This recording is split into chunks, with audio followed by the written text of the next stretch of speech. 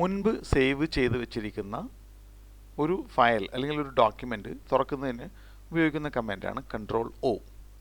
കൺട്രോൾ-O press ചെയ്ത് കഴിഞ്ഞാൽ നമുക്ക് ഓപ്പൺ എന്ന പേരിലുള്ള ഒരു ഡയലോഗ് ബോക്സ് ലഭിക്കുന്നതാണ്. ഇതിൽ നിന്നും നമ്മൾ മുൻപ് സേവ് ചെയ്ത് വെച്ചിട്ടുള്ള ഫയൽ സെലക്ട് ചെയ്തുകൊണ്ട് അല്ലെങ്കിൽ ഡബിൾ ക്ലിക്ക് ചെയ്തുകൊണ്ട് നമുക്കിവിടെ ഓപ്പൺ കൊടുക്കാം. അല്ലെങ്കിൽ ഡബിൾ ക്ലിക്ക് ചെയ്ത് കഴിഞ്ഞാൽ തന്നെ തുറക്കുന്നതാണ്. ഞാനിവിടെ ഡബിൾ ക്ലിക്ക് ചെയ്യുകയാണ് ചെയ്യുന്നത്. ഡബിൾ ക്ലിക്ക് ചെയ്യുമ്പോൾ അത് തുറക്കുന്നു.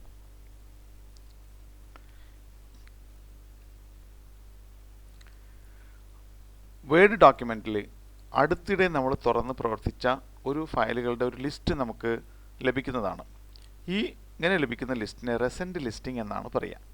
ഇത് ലഭിക്കുന്നതിനായിട്ട് ഫയൽ മെനു ടാബിൽ ക്ലിക്ക് ചെയ്ത് കഴിഞ്ഞാൽ താഴെ ഇവിടെ കാണുന്ന റെസെൻ്റ് ഇതിൽ ക്ലിക്ക് ചെയ്ത് കഴിഞ്ഞാൽ അതിൽ നമ്മൾ അടുത്തിടെ വർക്ക് ചെയ്തിരിക്കുന്ന എല്ലാ ഡോക്യുമെൻറ്റുകളും ഇങ്ങനെ ലിസ്റ്റായിട്ട് ധാരാളം ലിസ്റ്റായിട്ട് കാണാൻ പറ്റും.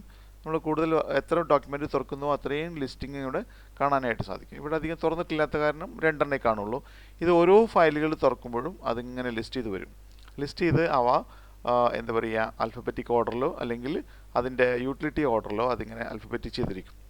ഇതിൻ്റെ മറ്റൊരു പ്രധാന ഗുണം എന്താണെന്നുണ്ടെങ്കിൽ ഇതിൽ ക്ലിക്ക് ചെയ്തുകൊണ്ട് നമുക്ക് ഓപ്പൺ എന്ന കമാൻഡ് ഉപയോഗപ്പെടുത്തുന്നതിന് പകരം റെസെൻ്റ് ലിസ്റ്റ് ഉപയോഗപ്പെടുത്തിയിട്ട് തുറക്കാവുന്നതാണ്. ഇനി നമ്മൾ കൂടുതൽ ഫയലുകൾ വർക്ക് ചെയ്യുമ്പോൾ അടുത്ത കാലത്തായിട്ട് തുറന്ന ഫയലുകൾ ഈ മുകളിലേക്ക് വരികയും പഴയ ഫയലുകൾ താഴേക്ക് പോയി ആ ലിസ്റ്റിൽ നിന്നും ചിലപ്പോൾ അത് കാണാതാവുകയും വരെ ചെയ്യാം. ഇത്തരം സന്ദർഭങ്ങളിൽ ഇവയെ ഈ ലിസ്റ്റിൽ തന്നെ പിടിച്ചു നിർത്തുന്നതിനുള്ള ഒരു സംവിധാനമാണ് ഇവിടെ ഈ കാണുന്ന പിന്ന്. ഇത് ക്ലിക്ക് ചെയ്ത് കഴിഞ്ഞാൽ പിന്നെ ഇത് ഇവിടെ നിന്ന് പോവില്ല. പിന്നെ എപ്പോഴും നമുക്കിത് ഇവിടെ കിട്ടും. അപ്പോൾ നമുക്ക് പ്രധാനപ്പെട്ട ഒരു ഡോക്യുമെൻ്റ് എപ്പോഴും നമുക്ക് ആവശ്യമുള്ള ഒരു ഡോക്യുമെൻ്റ് ഇവിടെ പിൻ ചെയ്ത് കഴിഞ്ഞാൽ ആ പിൻ ചെയ്തത് നമുക്കിവിടെ കാണാനായിട്ട് സാധിക്കും. ഇത് പിന്നെ അഴിച്ചു കഴിഞ്ഞാൽ നമ്മൾ ഇത് ലിസ്റ്റിലൂടെ താഴേക്ക് ഉപയോഗത്തിനനുസരിച്ചിട്ട് മുകളിലേക്ക് വരികയും ഉപയോഗത്തിൻ്റെ കാലാവധി കൂടുന്തോറും അവ താഴേക്ക് പോയി അപ്രത്യക്ഷമാവാനും സാധ്യതയുണ്ട്. എന്നാൽ ഫയൽ നഷ്ടപ്പെടുന്നതല്ല, ഈ ലിസ്റ്റിങ്ങിൽ നിന്നും അവ പുറത്തു പോകാനായിട്ട് സാധ്യതയുണ്ട്. ഇങ്ങനെ പോവാതിരിക്കാനാണ് നമ്മൾ ഈ പിന്നിങ് ചെയ്ത് സൂക്ഷിക്കുന്നത്. ഇനി ഇത് കീബോർഡ് ഉപയോഗിച്ച് എങ്ങനെ നിർവഹിക്കാൻ നോക്കാം. ഇതിനായിട്ട് നമ്മൾ വളരെ വിദഗ്ധമായിട്ട് ചെയ്യേണ്ടത് ആൾട്ട് പ്രസ് ചെയ്യുക. കീസ് അറിയണമെന്നില്ല, ആൾട്ട് പ്രസ് ചെയ്ത് വിടുക. ഉടനെ നമുക്ക് ഇവിടെ ഓരോ അക്ഷരങ്ങൾ പ്രത്യക്ഷപ്പെട്ടതായിരിക്കുന്നതായിട്ട് കാണാം. നമുക്ക് പോകേണ്ടത് ഫയലിലേക്കാണ്.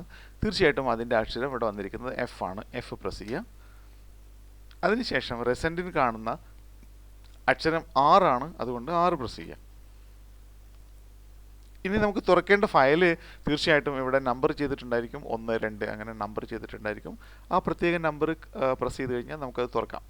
അതല്ല ഇനി നമുക്ക് പിൻ ചെയ്യാനാണെങ്കിൽ ആദ്യത്തെ ഫയൽ പിൻ ചെയ്യാനായിട്ട് Y1 എന്ന് പ്രസ് ചെയ്യാം, അല്ലെങ്കിൽ രണ്ടാമത്തേതാണെങ്കിൽ Y2 എന്ന് പ്രസ് ചെയ്യാം. ഇത് മൗസ് കൊണ്ടോ കീബോർഡ് കൊണ്ടോ സാധ്യമാണ്.